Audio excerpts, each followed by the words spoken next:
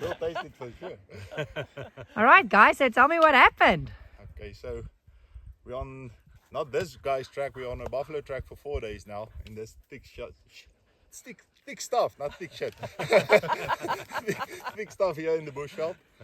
It was highs and lows the whole 4 days, up and down.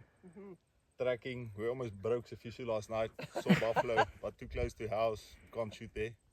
So then we took the track of this guy and 2 of his buddies earlier today, and they went and bed down, and we decided to leave them for the afternoon, and we came back and got the track again. They spooked again with the eland, and Sifiso stayed on the track. We went around and it worked out. We ambushed him and this guy made a perfect shot.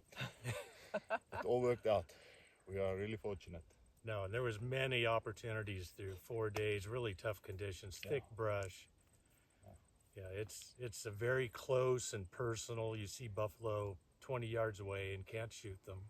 And then they know you're there and they're gone. Yeah, it's a lot of fun. It's a lot of fun. But it's hard work. It is hard work. It's not easy. No, my wife says I've lost weight already.